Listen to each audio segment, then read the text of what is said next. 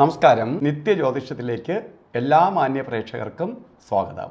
ഇന്ന് 2025 ഡിസംബർ മാസം 29-ാം തീയതി 1201 ആണ്ട് ധനുമാസം 14-ാം തീയതി തിങ്കളാഴ്ച. ഇന്ന് നക്ഷത്രം അശ്വതി നക്ഷത്രമാണ്. അപ്പോൾ രാവിലെ കലണ്ടർ ആരെങ്കിലും നോക്കുമ്പോൾ അവർ കാണും രേവതി എന്ന്. വളരെ കുറച്ച് സമയം മാത്രമേ ഉണ്ടായിരുന്നുള്ളൂ. സൂര്യൻ ഉദിക്കുന്ന സമയത്ത് ഏത് നക്ഷത്രമാണോ നിൽക്കുന്നത് അതാണ് കലണ്ടറിൽ രേഖപ്പെടുത്തുന്നത്. ശരിക്ക്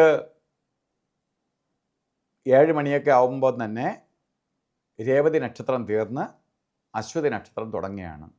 6.5 നാഴിക നേരമെങ്കിലും ആ നക്ഷത്രം ഉണ്ടെങ്കിൽ മാത്രമേ ആ ദിവസം ആ നക്ഷത്രം നാളായിട്ടും അതുപോലെ നമുക്ക് ബർത്ത്ഡേ ആയിട്ടുമൊക്കെ എടുക്കാൻ പാടുള്ളൂ.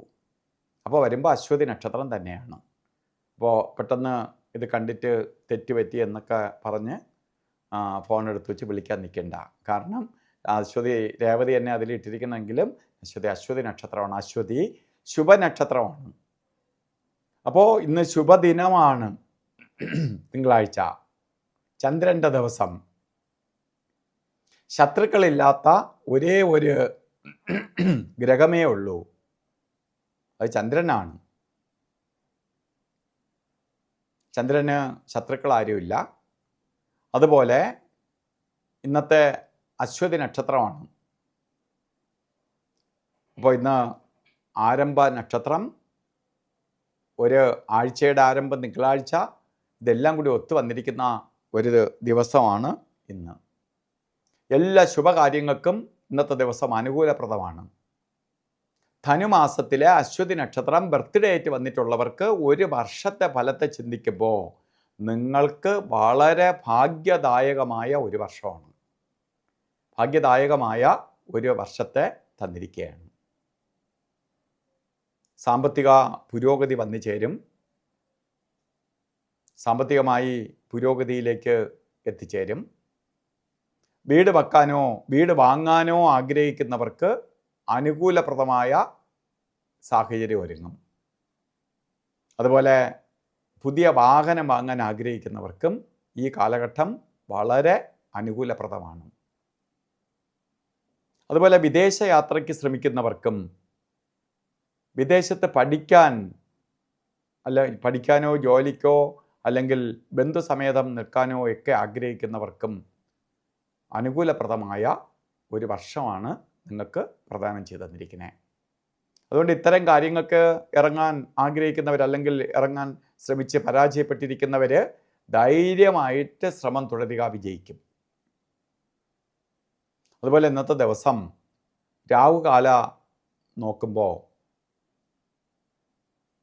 രാഹുകാല സമയം നമുക്ക് നോക്കുമ്പോൾ 8 മണി 9 മിനിറ്റിനെ രാഹുകാലം തുടങ്ങുള്ളൂ. നമ്മൾ കലണ്ടറിൽ 7 തൊട്ട് 9 മണി വരെ എന്ന് ഇട്ടിട്ടുണ്ട്. 8-9 ആവുമ്പോഴേ രാഹുകാലം സ്റ്റാർട്ട് ചെയ്യുള്ളൂ.